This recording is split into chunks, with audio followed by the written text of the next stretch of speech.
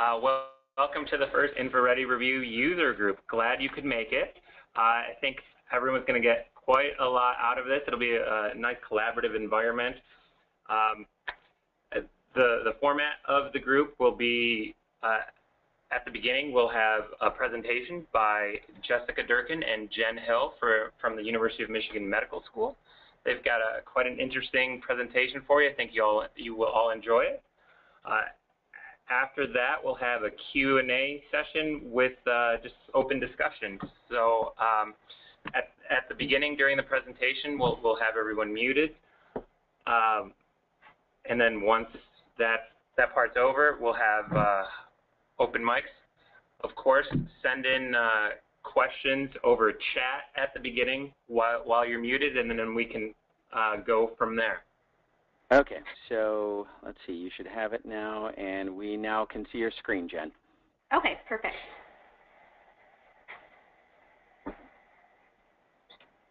It's all yours. Take it away. So this is Jessica Durkin. I'm going to start off the presentation. So the next slide, as soon as we can get it to transition, is the list of all the people who are on the call. So I want to thank everybody for the enthusiasm for this user group. We show both current customers and potential customers of InfoReady.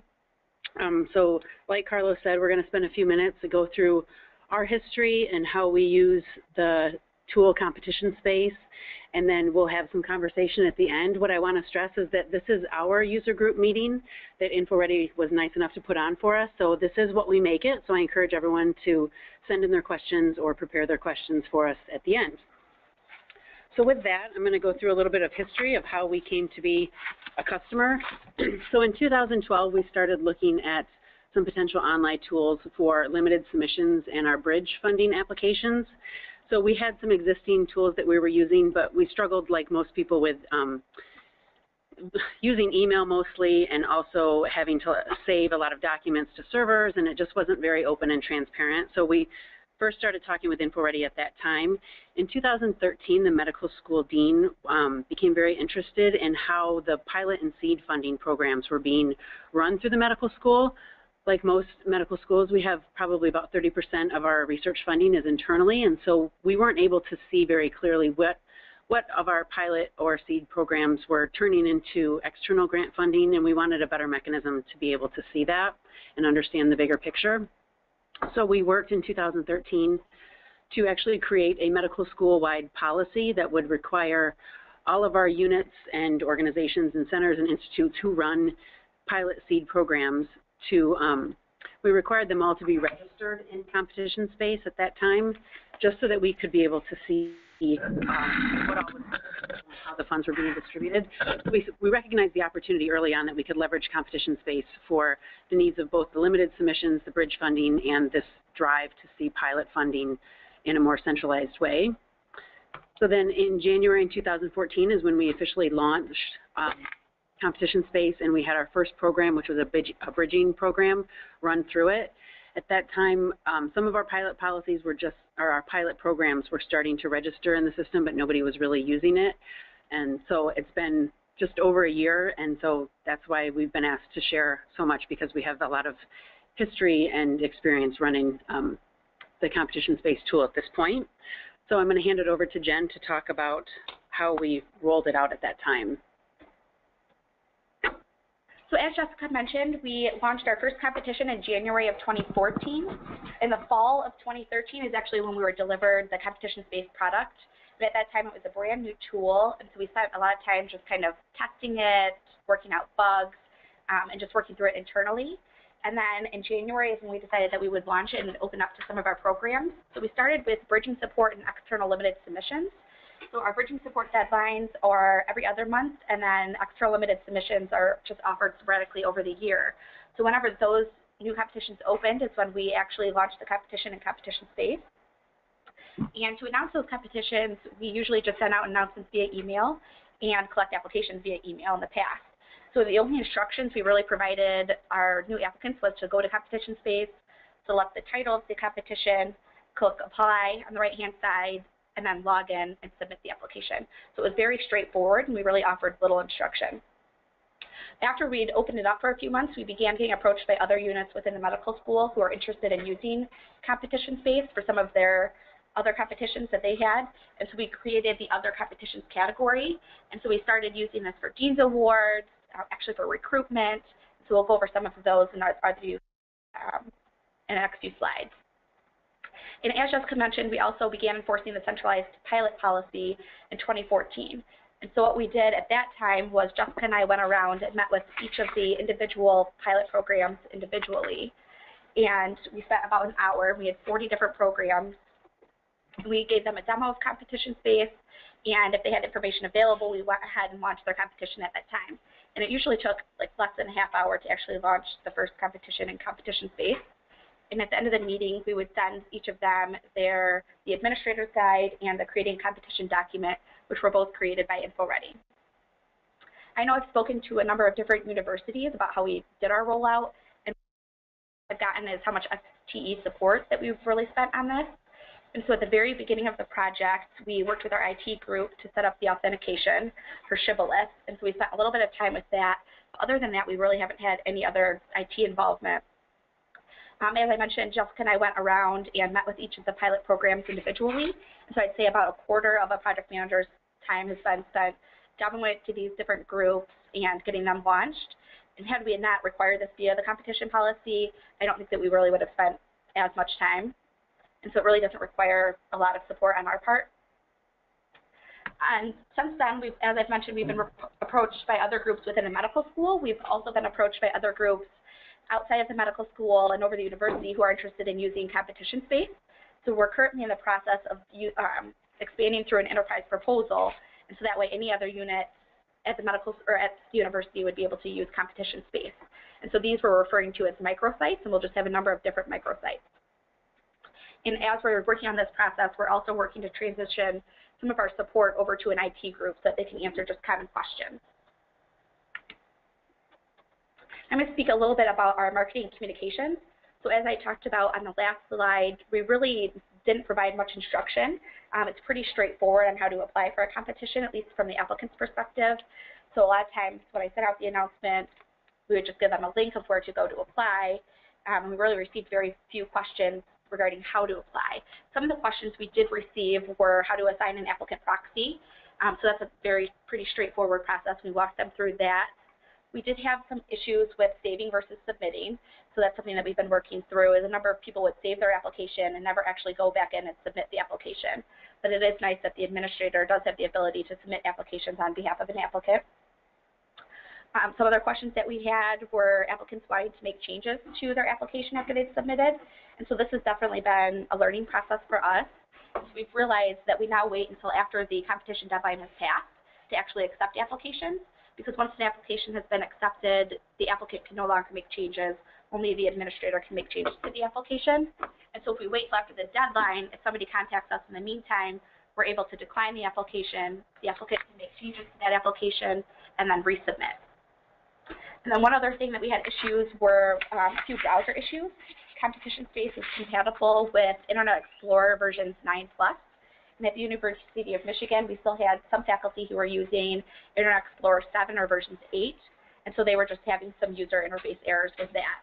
So we've since resolved that. Our faculty have been upgraded. They're all using Internet Explorer 9+, or Chrome, some other browsers that are very compatible with CompetitionSpace. One thing we have done to market CompetitionSpace a little bit was at ResearchPalooza. So this is an event that we hold once a year at the medical school, and it just gives units at the medical school an opportunity to interact with faculty and let them know what services their group offers.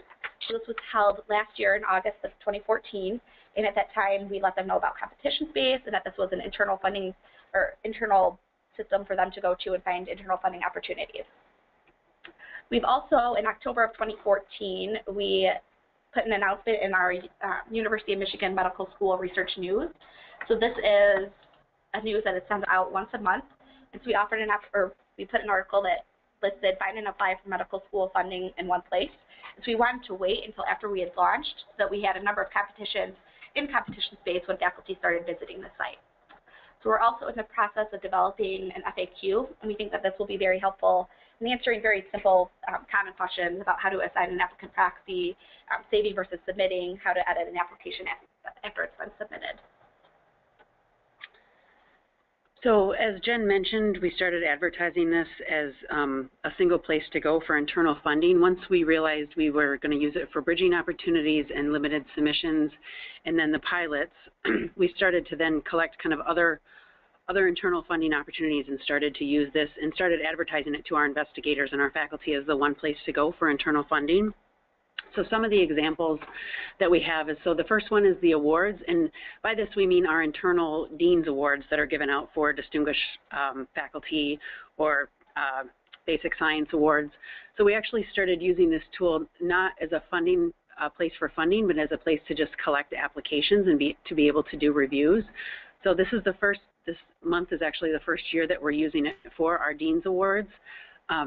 So we have 9 of them right now that are available in CompetitionSpace that are open and accepting nominations. We have a bridging program internally to the medical school where people can apply. It's the single bridging program that we have that's medical school wide. So even though we only have 1 of them right now, it actually has multiple rounds throughout the year.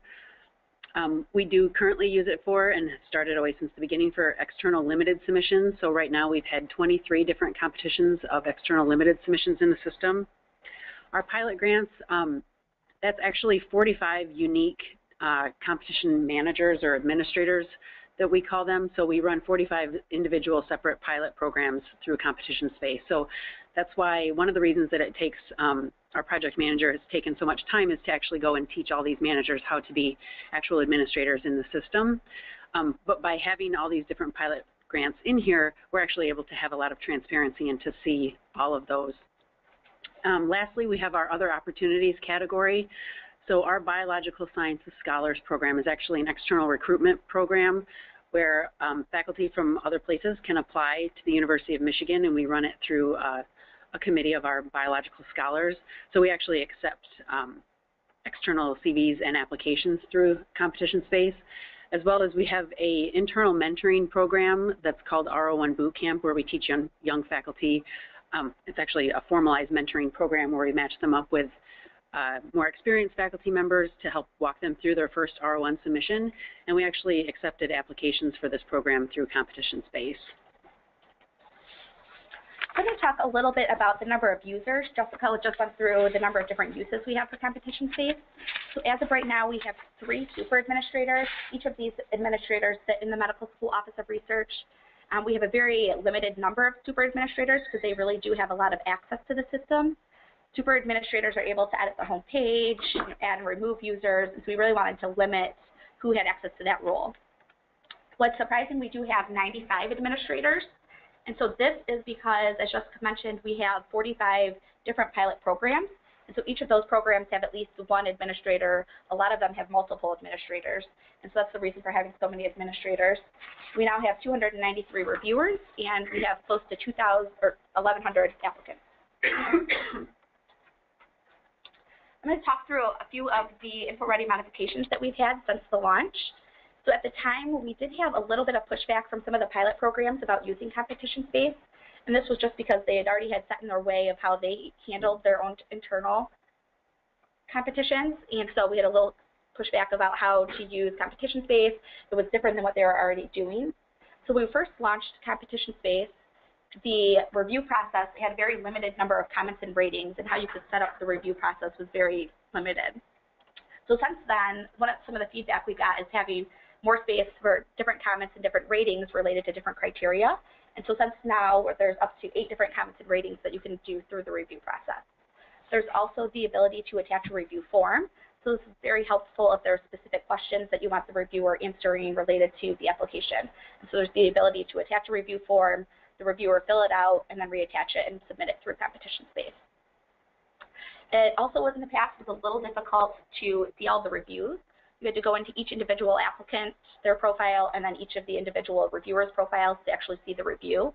And since then, InfoReady has added the ability to export all reviews into an Excel spreadsheet, so we're able to see in one document all the reviews for each of the applications. And as I had mentioned, we had some pushback from the pilot programs about using CompetitionSpace. And so one of the positives that we let them know about was that they would have visibility into some of the other competitions. And so what this means is when somebody applies to a competition, you can actually select the applicant's name to see their user profile. And from there, you can see what other competitions they've applied for and whether they are awarded funds for that. So now pilot programs are able to see if applicants have applied to other pilot programs and if they've received funding for those as well. I've mentioned proxies before, so the ability to assign a proxy was very important to us. A lot of times faculty have admins who submit applications on their behalf. At the launch of CompetitionSpace, there was only the ability for an applicant to assign one proxy, and that's since been increased that an applicant can assign a number of different proxies, and a proxy can also be a proxy for a number of different applicants. So this has helped us in a number of ways. And then lastly, the ability to attract actual award amount is something that we've recently come across. When you create a competition, you can set the funding available, but sometimes applicants aren't awarded that full funding amount. So it could be up to $100,000, but maybe an applicant's only awarded $60,000. So we found it's actually really important to be able to track that actual award amount. And this is something that was in the latest release from CompetitionSpace, and there'll be more functionality offered in future releases. I'm going to interrupt you for a minute. So we did get a question, which I think we're going to pause and answer right here. One of the questions was what, or can we define an external limited submission? So an external limit, this is a good question. External limited submission is where a foundation offers a grant and only one person from a university or a limited number of people from a university can apply. And so this is the St. Baldrick's Foundation will open it up. They'll have grant programs available and one person from U of M can apply. So we have to hold an internal competition to figure out who the one person from U of M will put forward as our nominee to apply to the external foundation. So I'm going to talk through a few of the, I lastly talked about the modifications that have been made, and now some of the future enhancements that we hope to see in CompetitionSpace. One of the important ones is the ability for an applicant to submit and continue to edit multiple reports regarding follow-on funding. So when you create a competition, once somebody is awarded funds, you can ask that they come back and submit follow-on reports. So a lot of times programs want a progress report, or they want to know if somebody received funding from an outside organization, and so collecting those reports. And right now, there's only the ability for an applicant to submit one report, and we are looking for the ability for applicants to submit more than one report and over multiple years. Previously, Jessica talked about the Biological Sciences Scholars Program that we recently used CompetitionSpace for. And for this program, we actually had over 300 applications submitted, and this is for recruitment purposes. And one of the important parts of the application is that each applicant must submit 3 blinded letters of support that the applicant actually can't see, so other people need to submit on their behalf. And CompetitionSpace actually wasn't able to handle this process. And so this is something that we've since spoken to InfoReady about, and they're in the process of implementing, and we'll hopefully have it available at the end of June. One of the other things that InfoReady is also working on is the letter of intent process. So we've realized that a lot of times for funding opportunities, we first want people to submit a letter of intent and then be able to go in and apply for the full competition. And so the ability to handle those processes is something that InfoReady is working to enhance. The ability for an applicant to submit multiple applications for one competition is something we've recently encountered for our Dean's Awards. And so for the Dean's Awards, usually it would be chairs submitting nominations for their faculty in their department. And we found that chairs wanted to sometimes nominate more than one person. And right now, CompetitionSpace only allows the ability for an applicant to submit one application per competition. And so one of the future enhancements will be for the applicant to have the ability to submit more than one application for each competition. And lastly, one of our highest priorities is the ability to enter, view, and edit the awardee amount. So this was something I talked on the last slide, is tracking the actual award amount that somebody receives.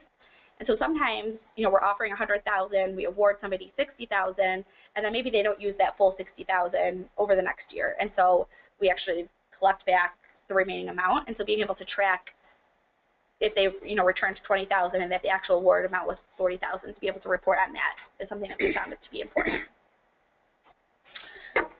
So we're going to talk for a few minutes about where we're going to go next with CompetitionSpace at the University of Michigan.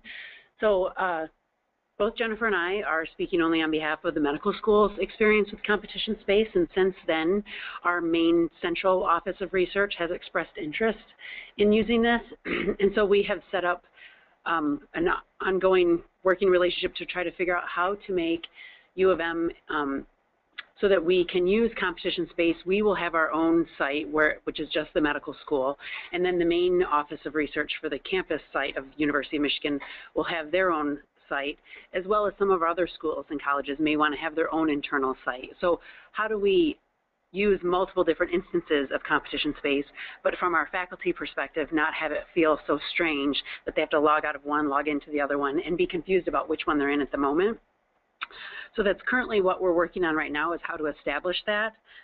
We're also, our foundation relations unit in the in the University of Michigan, they've been working to gather an organized list of foundations with grant opportunities and have approached us about potentially using CompetitionSpace in a slightly different format, which would be an easy way to upload current foundation opportunities that people can apply for. So using it more of that where to go for internal funding idea, so that they wouldn't necessarily do any reviews through CompetitionSpace, but it would be more of a real time of what RFPs are available, what foundations have grants available. So we keep figuring out different ways to use CompetitionSpace if we just tweak it a little bit here or tweak it a little bit there. So some of the things that we're starting to work through as an institution at large is the idea of how do we handle these microsites? Who's the ultimate owner of the whole, and who ultimately manages the vendor relationship as a school? Obviously, with many different people with many different microsites, everyone has different ideas of how they want enhancements and to meet their needs.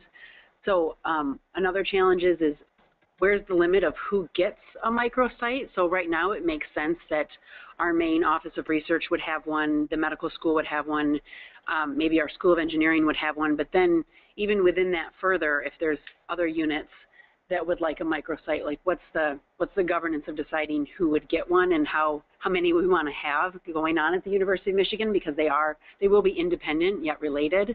So those are some of the things that are on the horizon for us. And I'm actually very interested to hear if other schools and institutions are thinking about doing this microsite program where everybody has their own individual site, or if you're looking at just getting one big CompetitionSpace for everyone to use. Oh, sorry. Thought you were giving me a sign. So next we're going to open it up to questions, and I think I'm actually going to jump ahead. There was a few questions that were submitted ahead of time, so we're going to go ahead and answer those, and then there's some questions that Jessica and I wanted to open up and ask this group. So some of the questions that were submitted ahead of time was, do you use CompetitionSpace for anything besides limited submissions? And so as we had discussed earlier, we've used it for our awards, we've used it for pilot programs, for bridging, and then other opportunities for recruitment, for our RO1 boot camp. So we've used it for a number of different things, and we're still coming across other uses for it as well. One of the other questions was, has CompetitionSpace introduced any unforeseen changes into your workflow that you've had to adapt to? And another question that's similar is, how has your process changed since using InfoReady Review or CompetitionSpace? And so I think that it has changed some. As we mentioned, we introduced the centralized pilot program,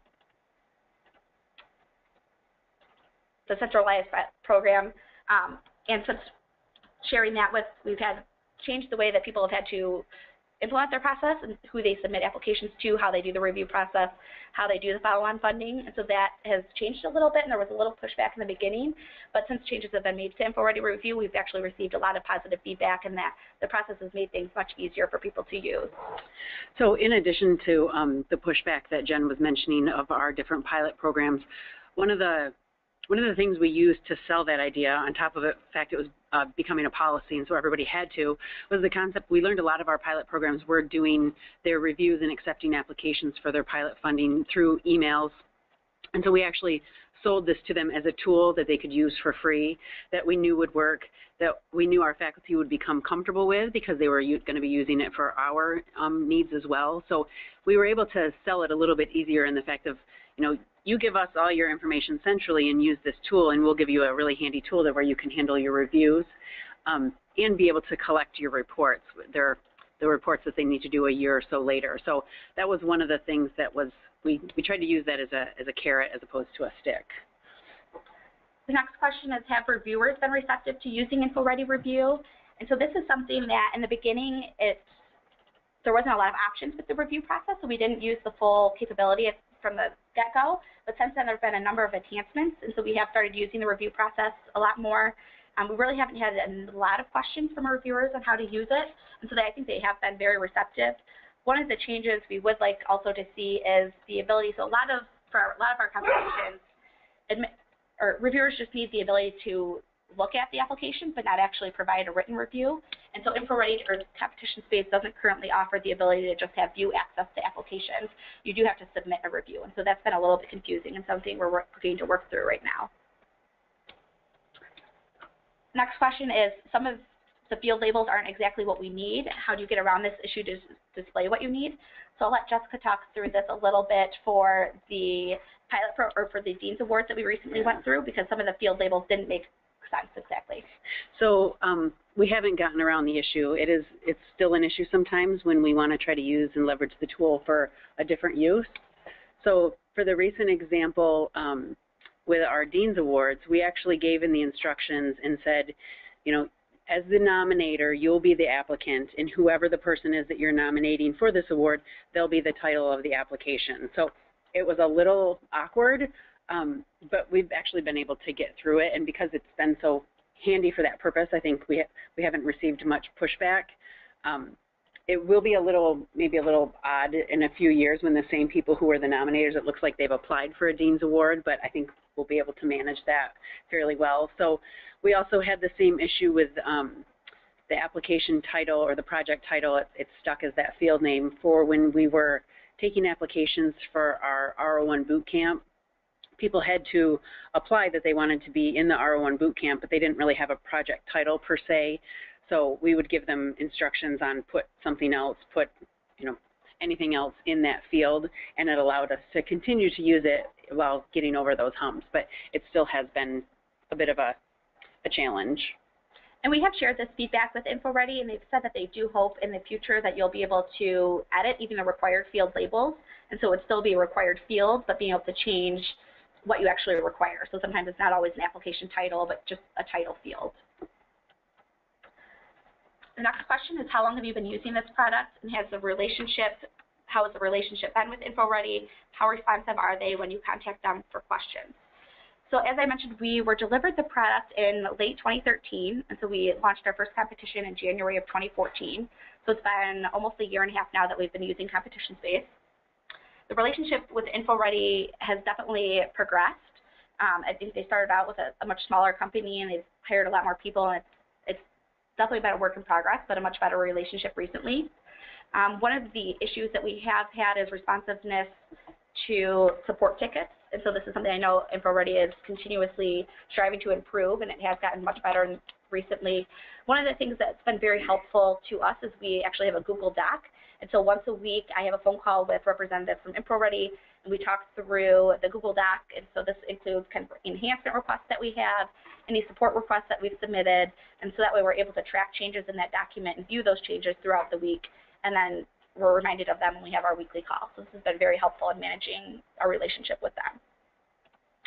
And the last question was, do you ever have problems with faculty using the system? It's sometimes hard to get them to do anything outside of their normal habits. So that is very true. Yes, it's a yes and no question, because yes, of course we've had problems with faculty using it. As Jennifer mentioned early on, one of the biggest issues in the beginning was browsers, and our faculty using the older version of Internet Explorer, which didn't work very well. So once we got over that hump, it's been fairly smooth. I actually think the faculty have one of the more easier times with it, because once they log in, they only have to click one button, which is apply. The reviewers, I think, it's gone fairly well with it. It's just, I would say, some of the challenges of getting our pilot program administrators to actually use the system, because they're so comfortable in using whatever old system they have. So yes and no. I think one of the advantages is that we did buy it as a medical school and implement it as a medical school, and so we were able to advertise it as the one-stop shop for internal funding. So once you can get people over that and start to become familiar with, oh, this is where I go, then it just becomes yet another tool that they're used to using.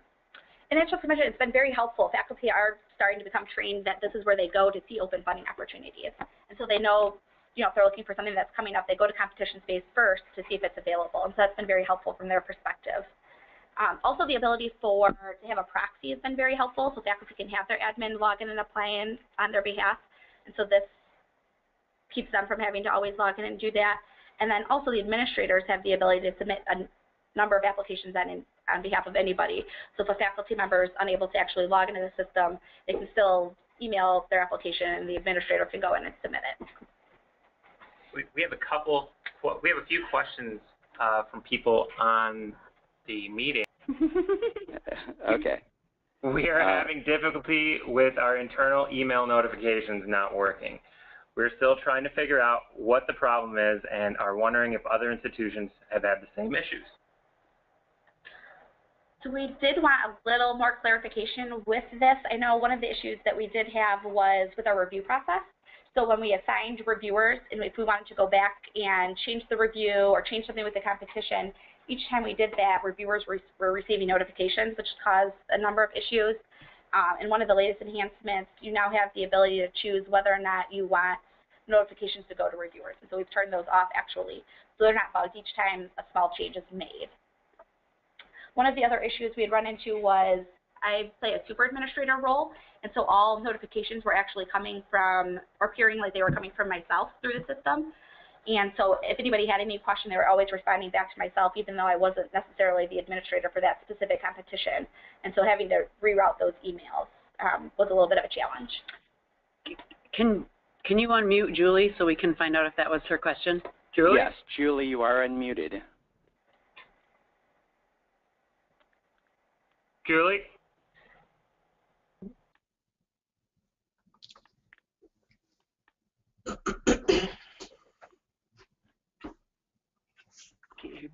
Julie, you may have your own phone muted.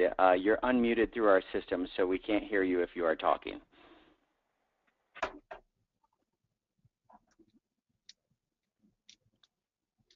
Okay, tell you what, for the sake of time, let's go to the next question. We'll communicate with Julie offline and see if we answered her question or if she can give further clarification. She says she's still muted, and it shows she's unmuted. I show that she's unmuted here. Okay. Well, let's go ahead and move on to the next question. Okay. Is there, based on what we showed on page 7, is there a limit to the number of administrators, applicants, and reviewers? Is there a limit to the number of administrators, applicants, and reviewers? So applicants and reviewers are unlimited. Now the administrator roles is dependent upon whatever package you guys have purchased when signing up. So, most packages are limited to about 10 administrator roles, but and that includes super administrator and administrator roles. So those are both grouped into administrator roles.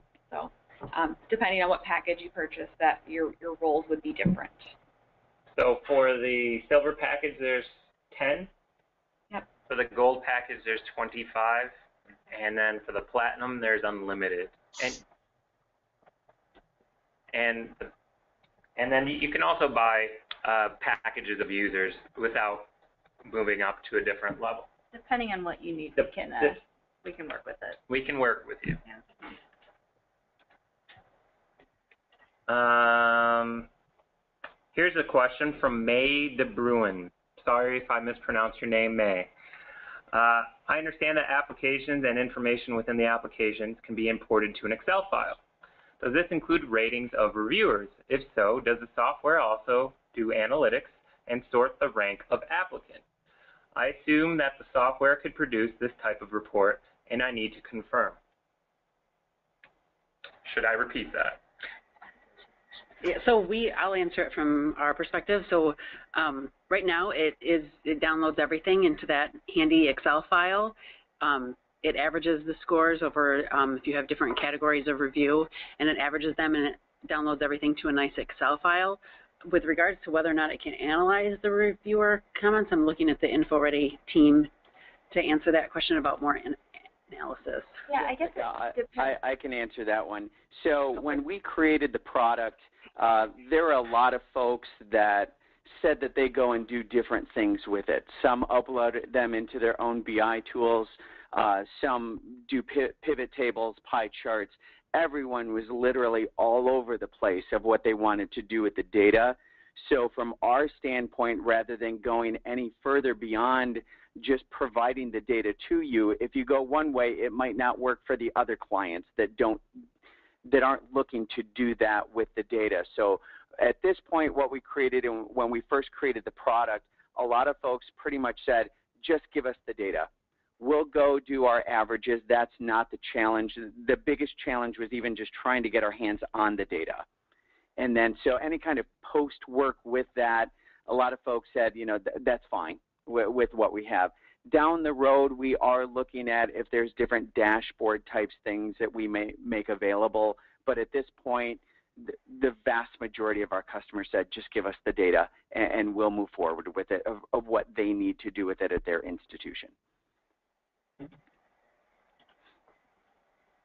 Okay. This is for the group. I don't know who's unmuted, but this is for the group. Do you use all of the default system generated messages, or do you customize some or all of those that you can? So I know from our perspective here at U of M, most of the messages we do customize. The first notification that goes out is automatic. So when somebody applies, they receive an automatic notification that says your application's been submitted. So we can't customize that, and that message has always been completely fine. We do get a lot of feedback of faculty that are happy to have that notification and know that their application was submitted. The next notification that goes out is after our application has been reviewed by a competition administrator, they can accept or decline that application. If it's accepted, it says, you know, the application will move on to the review process. And if it's declined, the applicant they're either not eligible or they can make changes to their application and resubmit. For the most part, the accepts, I keep the customized message or the default message. For the declines, we usually do customize that. The next message that goes out is when you go to assign reviewers. And so that message we usually do customize as well, just to give reviewers a little more information about the competition and to thank them for actually providing their reviews. And then the last message that goes out is to the applicants when you go to actually award or reject them. And at that time, we do customize those messages as well. For the most part, we do include reviews, and then we explain the reviews that were provided, the comments that were provided, the ratings that were provided, and thank them for applying. Carlos, any more in the queue of the questions that folks had posed for the group? We've handled all of them, I think. We'll re-ask this one because we were muted for a while. Okay. Can you roll up the reports that are submitted? Also, can you include fields for specific outcomes products such as student serves, publications, external grants leverage, etc., to show return on investment? We answered that one, but I think we were muted. That's fine. So we, as the central office using it, we do roll up the reports and we can see everybody's reports. One of the nice features of the, I think we call it follow-on reporting, which is the expectation that the award recipient will come in within a year later and identify if they applied for external funding based on the pilot fund, if they were awarded any funding, how much, what the name of the project was. So we have a minimum required number of fields that has to be asked for all of our pilot programs, but they can customize and add more fields if they'd like. They can also add in an upload feature so they can upload a progress report, and they can collect any other data that they deem necessary. And then we are able, as the central office, to go in and see that for the whole. As individual competition administrators, the pilot programs can only see their own reports. But again, as the central office, we see everybody. So it makes it very nice to be able to go in on an annual basis, download all those reports, understand which of our pilot programs, who they awarded funds to, and then if there was any return on investment on those funds. That was the intent of our centralized pilot policy, was to be able to determine that information.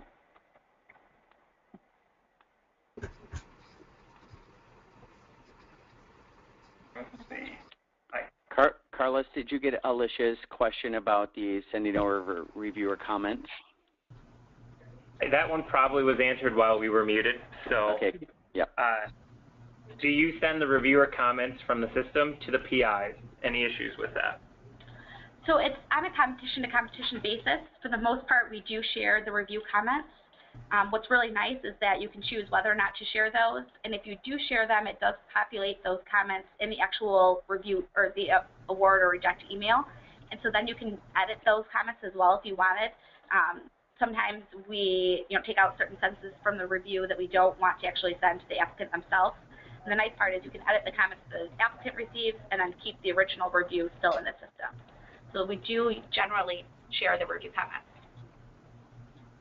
And just a note from someone on the phone replying to the question that they customize their email to individual reviewers and applicants. Did you also customize? Yes, we do. For the most part. The only ones that we don't customize are the automatic notification an applicant receives when they apply. And then when we go to accept or decline applications, we usually don't customize the accepts. It just says your application's been reviewed and it'll move on to the review process. The declines, we will customize that to explain why they're being declined or to let them know to make changes and then resubmit their application. And then the messages that go to reviewers and then to applicants at the end of the process, we do customize those as well. And here's one more for you. Does this software only accept applications, or does it actually track grants we have applied to from external funders? So the only things that are tracked are applications that have been submitted through, competitions that have been entered into the system. If there's something outside, we can't track that unless you enter the detail into CompetitionSpace/InfoReady review.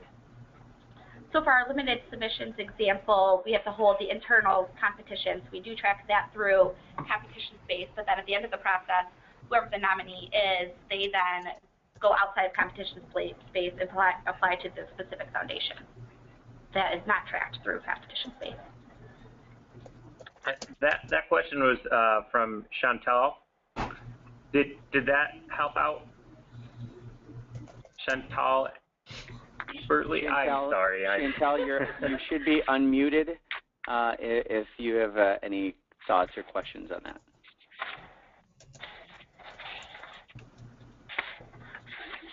I have plenty of suggestions for our friends at GoToMeeting. Great, thank you, Chantal.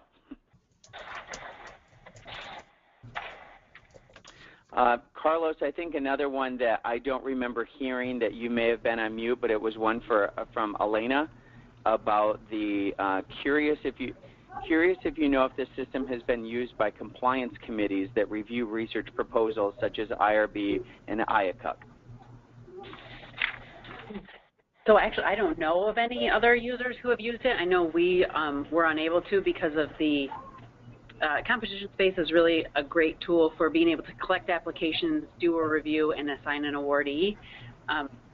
From my experience with the IACUCs and the IRBs, there's a lot of iterations that happen and amendments to those, and it would take some modifications to the out-of-the-box tool. Not saying that InfoReady couldn't do it, but the version that we have, we haven't. The University of Michigan does have a different vendor for the IACUC and the IRB applications, so anyone else can pipe in about if they've considered using it for IACUC or IRB.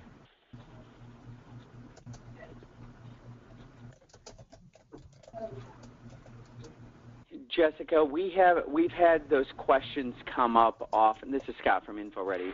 We've often had some questions coming up, kind of where are we going beyond managing this part. A lot of folks had identified that they would like their systems to be simple like ours. So I can tell you that one of the things that are on our radar and that we are in the process of investigating, similar to creating the system like we did here, we are working with universities right now and research administrators about more of that extended area as we look into move into the areas of compliance and also deeper kind of post-award reporting. Those are, so in addition to the enhancements of the product, that we're really looking at today, those are also things on our radar that we're looking at further development, either extensions of this product or new products in this area, which would also talk with this product, because that's a key thing that a lot of folks are looking for. Yeah, I bet. There's not a lot out there.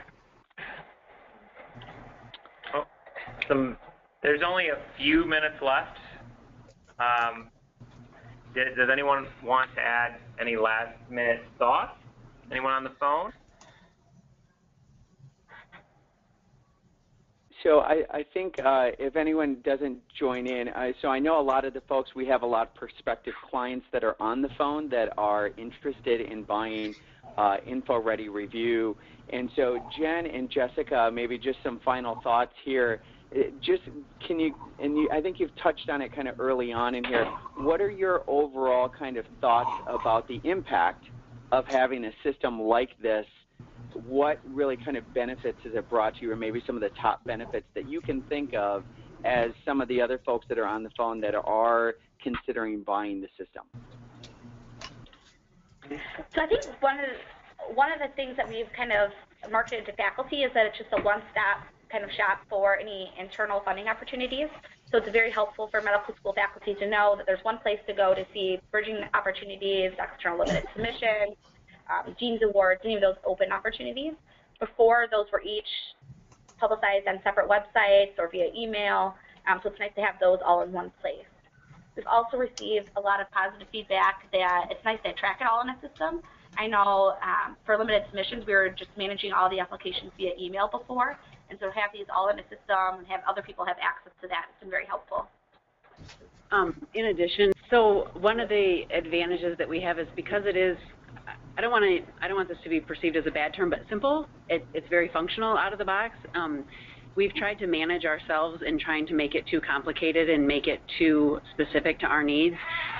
If we keep it simple, we have realized we can use it for many different things. Like just recently, we realized we could use it for our Dean's Awards, and we continue to find additional uses for it just because it is a easy to understand, easy to use, has a nice user interface where you can collect information in one place, consolidate it, do whatever review you need, and then select awardees or winners or whatever choice word you want to use. So we continue to think of different ways we can use it and different needs.